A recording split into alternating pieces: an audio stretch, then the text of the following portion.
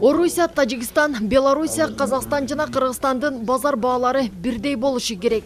Бул тууралуу аталган өлкөлөрдүн монополиясын жөнгө салган башчылары бетме-бет отурганда айтылды. Алган эмес Кыргызстан бирдиктүү экономикалык аймакка кирсе, көпчүлүк товарлардын наркы төмөндөйт. Рынок 3 государств, который открывается для... 3 мамлекеттин базары Кыргызстанга жол ачкандын өзү эле бул өлкө үчүн көп мүмкүнчүлүктөрдү алып келет. Ошондуктан атааңдаштыкты жөнгө салуу мыйзамын күчөтүү сунушун айтат элем.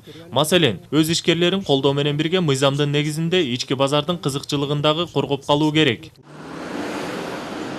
Өлкөдө күйүүчү жана майлоочу майдын баасы жогору болгону менен мунай продуктылары КМШда батыш өлкөлөрүнө салыштырмалуу арзан.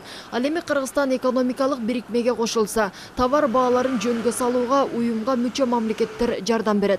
Ошентип нефтинин баасы Орусияга караганда Кыргызстанда арзан болушу мүмкүн.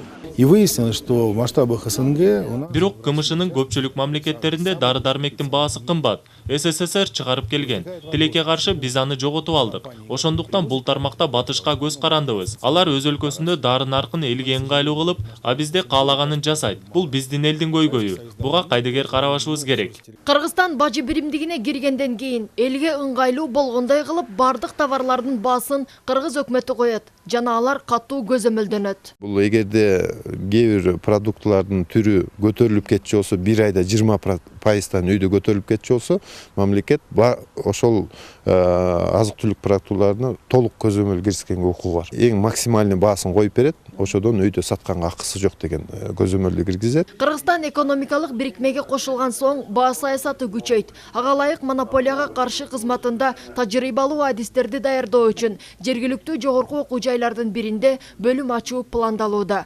Мээрим Бакир кызы, Тимур Сыдыгалиев, Алмаз Нурманбетов, Коомдук 1 канал, Ысык Көл облусу.